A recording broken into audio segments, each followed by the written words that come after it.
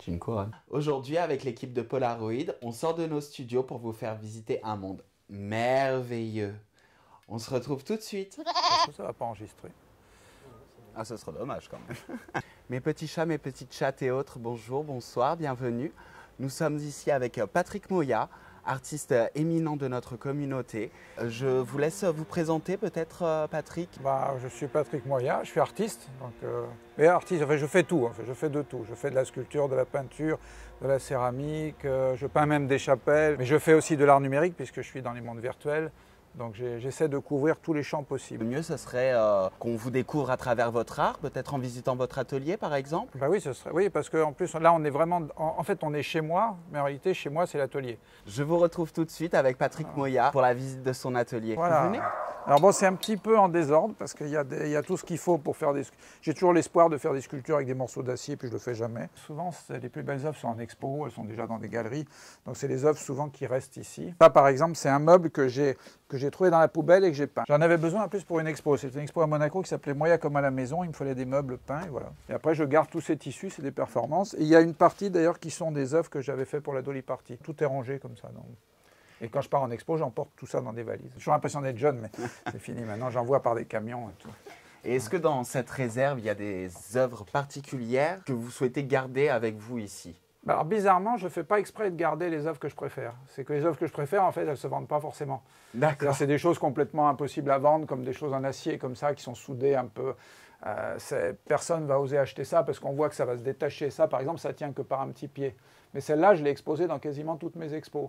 C'est les œuvres les plus intéressantes qui ne sont pas forcément celles qui se vendent le mieux. Mais c'est celles qui sont les plus belles en expo, surtout. Donc, qu'est-ce qu'il y a ? Bon, après, il y a... Ça, c'est une Dolly qui était dans une barque. C'est pour ça qu'elle a un petit pull de marin. Voilà, là, c'est des petites Dolly qui font des petites choses. Ça s'était caché dans un jardin. C'était, je crois, à Saint-Raphaël. J'avais fait un jardin. Et dans un coin, j'avais caché deux petites Dolly qui se font des câlins. Voilà. Alors là, disons que c'est pas l'atelier, mais en réalité, voilà, c'est ici que je travaille généralement. Je mets un chevalet ici et ça me permet de surveiller mon monde virtuel qui est là, parce que j'y suis tous les soirs. Donc c'est tout un monde.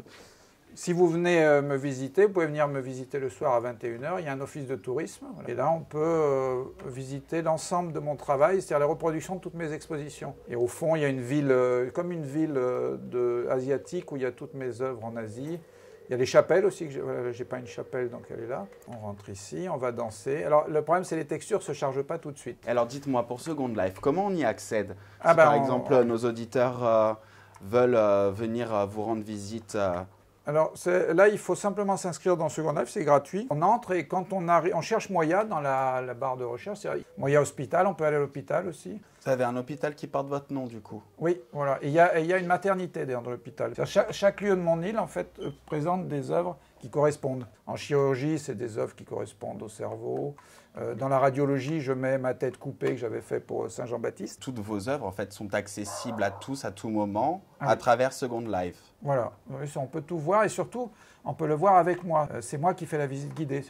J'ai une voiture et vous montez dans la voiture, vous cliquez sur le... et du coup, je vous fais la visite guidée, on va en avion, tout ça. Voilà, on peut partir même dans un petit vaisseau spatial, etc. Alors, on va faire le reste. Parce qu'après, moi, je reste trop dans Second Life. En fait. Dès que je suis rentré dans Second Life, c'est fini, j'oublie le réel. Parce que j'ai toujours rêvé de vivre à l'intérieur de l'œuvre. Donc, du coup... vous y arrivez avec Second Life. Parce qu'au départ, c'était que moi. Voilà, c'était que moi qui me représentais dans les tableaux. Et puis finalement, la Dolly m'a volé la vedette un peu. Parce qu'elle est tellement mignonne qu'elle est devenue... Ça a été un peu le hasard. Elle est arrivée, je l'ai créée. Et puis maintenant, c'est plutôt elle qui est plus mignonne, disons. Elle regarde bien de face, elle tire la langue. Et je suis obligé de me cacher quelque part. Donc, et des fois, j'oublie même de me mettre maintenant. Alors, c'est terrible. Bon, du coup, on va monter. Oui. Alors, ça va aller avec les talons, oui. Vous inquiétez pas pour moi. Alors, les pieds on va aller à l'étage. Après, il y a même des toutes petites Dolly qui m'ont été faites par quelqu'un qui fait des petits personnages en tricoté. Alors, on va monter. Alors, on monte à l'étage. Alors là, c'est un tapis. Là, des vieilles œuvres. Ça, c'est très vieilles œuvres. Justement, au début, quand j'écrivais que mon nom. C'était J'écrivais Moya partout. Hein, Moya. C'était un peu inspiré du tag américain. Et là, donc, je suis censé travailler là. Voilà, ça, c'est l'atelier où je travaille. Alors, ça, c'est l'officiel. Normalement, je suis censé travailler là, mais je travaille quasiment jamais là, du coup. Sauf pour les très grandes toiles.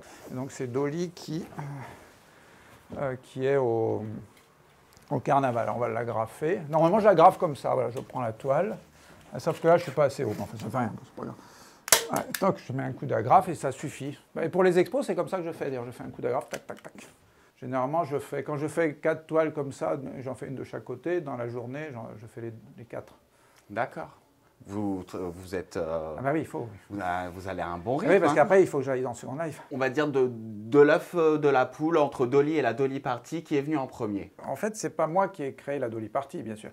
La Dolly Party, elle s'est créée à la suite. Et ceux qui ont décidé de la créer, il y avait Patrick Pozuelos dedans et d'autres qui ont été très connus. C'était la première fois qu'on clonait un animal. Parce qu'on appelait les gays à l'époque qui étaient habillés de la même manière, qui étaient habillés en cuir avec des casquettes, on les appelait souvent les clones. Et eux-mêmes s'appelaient des clones, en fait.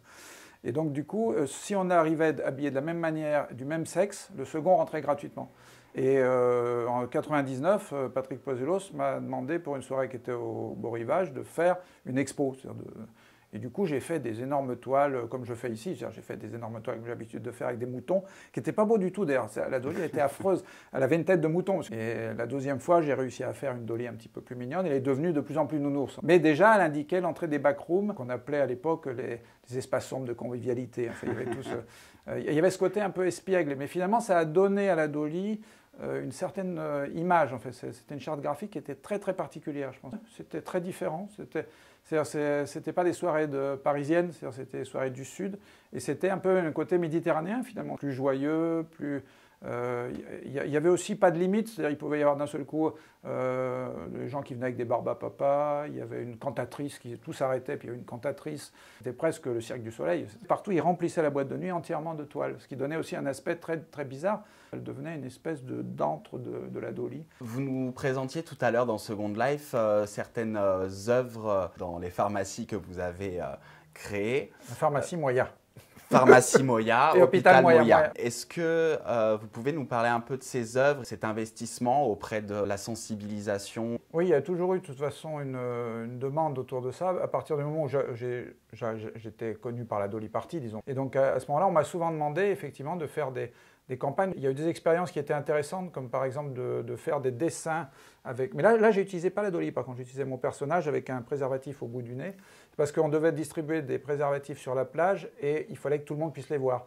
Donc il fallait à la fois que ce soit un message de prévention et à la fois qu'il puisse être vu même par des enfants sans que ça soit choquant. Donc un enfant, il voyait ça, il voyait un truc au bout du nez, bon, c'était pas très très grave. Et finalement, mon travail, il a changé à partir de la Dolly. Alors que j'étais censé être un artiste minimaliste, je suis devenu un artiste complètement kitsch. Mais du coup, ce travail-là, peut-être, il a permis peut-être encore plus de diffuser les images de prévention, puisque c'était une image sympathique, accessible à tout le monde, en fin de compte. Si j'avais fait un travail de prévention avec uniquement mon nom, les 4 lettres de mon nom, bon, ça aurait été un peu triste. Je l'avais fait au tout début de la pandémie, donc j'avais fait il y avait eu des campagnes comme ça, on avait demandé à des artistes de faire des choses, et j'avais fait des œuvres, je me souviens d'une campagne où on mettait des affiches dans les sucettes de Co, et chaque artiste faisait une affiche originale, donc j'en avais fait 4. Mais finalement, ça n'avait pas beaucoup d'impact parce que c'était un travail un peu avec les 4 lettres, avec un personnage au milieu, mais à partir de l'image du dictionnaire. Mais à partir du moment où j'ai travaillé avec la Dolly, finalement, on pouvait faire passer un message peut-être plus fort, je pense. Et est-ce que vous avez senti quelque chose changer? Je ne sais pas trop. Moi c'est mon propre travail qui a changé, en fait, au fur et à mesure de... D'abord, c'est ma propre vie. J'ai eu la chance de vivre ma vie... sexuelle, enfin, à la fin des années 70, donc à l'époque où les boîtes de nuit étaient... on allait à Paris, toutes les boîtes de nuit étaient gratuites. Même Yves Mourouzi, le présentateur vedette de la télé, avait une boîte de nuit gay à Paris où on allait gratuitement. On passait toute la nuit. Enfin, moi, je ne prenais pas d'hôtel quand j'allais à Paris. Il y a une vie comme ça totalement folle. Et puis d'un seul coup est arrivé le sida. Et j'ai été convoqué à Nice au centre de prophylaxie. On m'a dit, bon, vous êtes un public prioritaire, parce que j'avais déjà eu des maladies vénériennes. On m'a fait le test, et les tests n'étaient pas fiables à l'époque. Et on m'a convoqué, une semaine après, on m'a dit, bon, il y a une trace, mais on va envoyer le test à Paris pour savoir si vous l'avez. Donc j'ai passé une semaine et demie. À l'époque, il n'y avait pas le portable, donc je restais à côté de mon téléphone dans le coup de fil. Et on m'a appelé, on ne m'a pas dit ce qu'il y avait, donc je suis arrivé. Et finalement, je ne l'avais pas. Bon, donc c'était négatif. Et de là, ma vie a un peu changé. Quand j'étais un peu plus vieux, j'avais vécu toute ma vie sexuelle débridée. Et donc du coup, ça a un peu changé. Je me suis mis à travailler finalement. Alors j'étais un peu dilettante, c'est-à-dire je ne faisais pas trop d'œuvres, je passais mon temps dans les boîtes de nuit et tout ça. Et puis après est arrivée la Dolly plus tard, parce que la Dolly c'est quand même un peu plus tard. La Dolly c'est presque un peu comme un après-guerre en fin de compte. C'est le moment où les gens ne meurent plus tout de suite. J'ai beaucoup d'amis qui sont morts immédiatement, c'est-à-dire que c'est des gens que j'avais au téléphone, que j'avais vus à Paris, que je connaissais, j'allais chez eux. Et puis j'apprenais en quelques jours alors qu'ils m'avaient appelé juste avant, ça allait très bien. Puis la Dolly c'était le moment où on avait besoin d'une sorte de joie, mais naïve, un peu, de retrouver une sexualité, mais différente, c'est-à-dire moins Stakhanovitz, peut-être plus joyeuse aussi, plus espiègle. En quelque sorte, c'était un peu comme une résurrection et sociale communautaire. Je pense un petit peu, oui, je pense un petit peu. Oui. Et puis c'était la fierté aussi. Le fait qu'elle tire la langue et qu'elle regarde de face tout le monde et qu'elle dit je suis gay, il y avait aussi cette gay pride en fait. C'était être fier mais sans être agressif. Oui. C'était une fierté non agressive, naïve, et c'est ce qui fait qu'aujourd'hui elle est universelle d'ailleurs.